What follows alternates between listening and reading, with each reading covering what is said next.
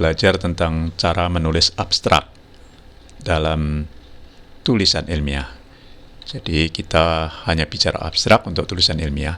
Anda diharapkan mampu menjelaskan pengertian abstrak, kriteria abstrak tulisan ilmiah, dan kemudian mampu menulis abstrak untuk tulisan ilmiah yang telah Anda tulis ya. Nah, ini garis besar tulisan ilmiah. Itu ada pendahuluan, kajian literatur, metodologi, lalu analisis dan pembahasan, ditutup dengan kesimpulan atau simpulan dan saran. Nah, tidak semua ini harus masuk ke abstrak. Lalu apa saja ya yang harus masuk di abstrak?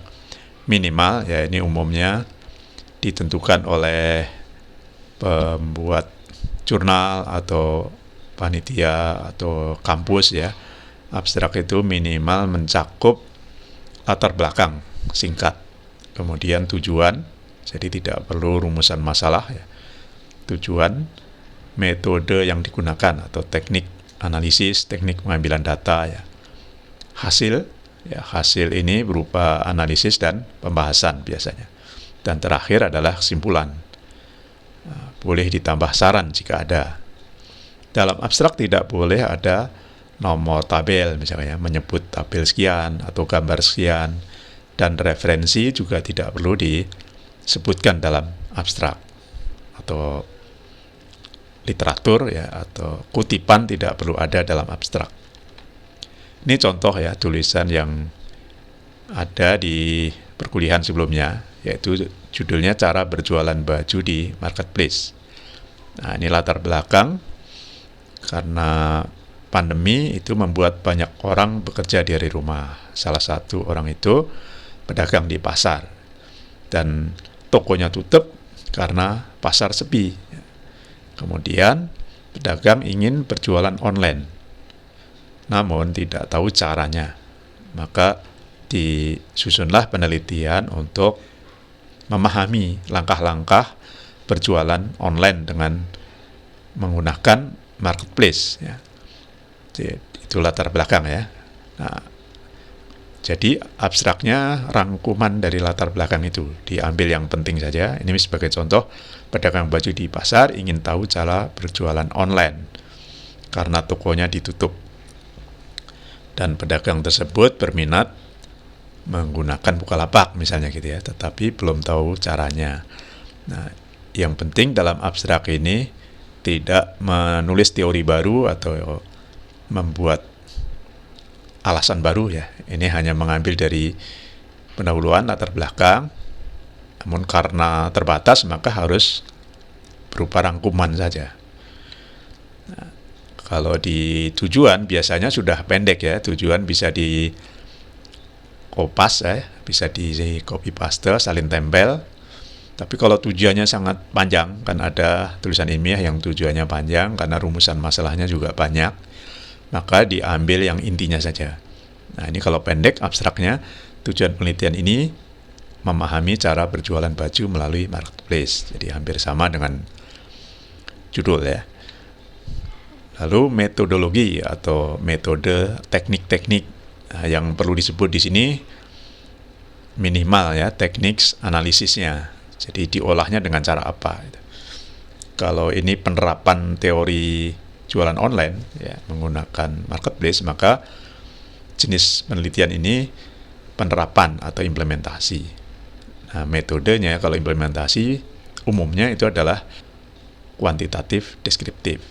Tapi kalau masih kurang panjang, boleh menambahkan metode pengambilan data dengan wawancara dan metode analisis dengan deskriptif kuantitatif. Analisis dan pembahasan ini kan panjang biasanya ya.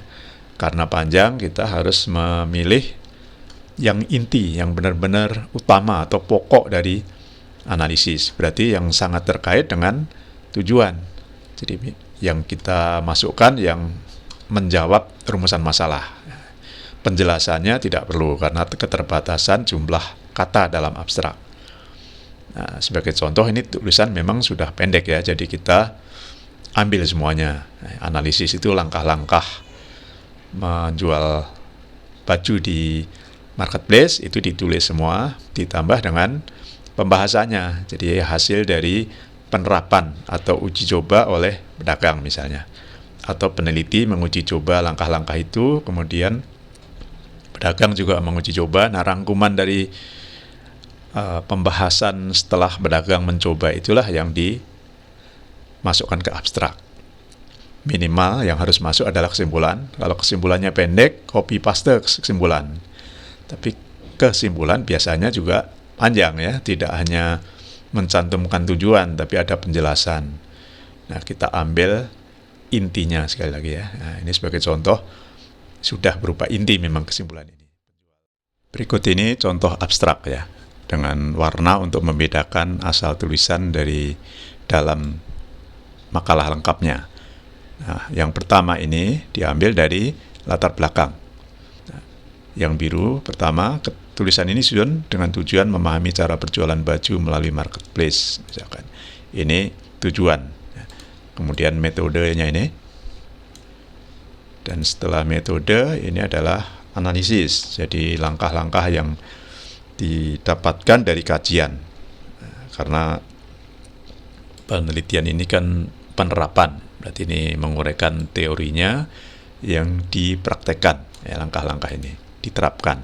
Nah, setelah diterapkan, hasilnya dibahas. Ya. Hasilnya adalah berupa ini, yang warna merah berikutnya ini, dan pembahasannya. Pembahasannya artinya dijelaskan, misalnya wawancara kembali ya dengan penjual, dan ditemukan masalah, yaitu penjual kesulitan dalam membuat konten. Ini konten di sini maksudnya tadi membuat foto dan video di tulisan aslinya ya.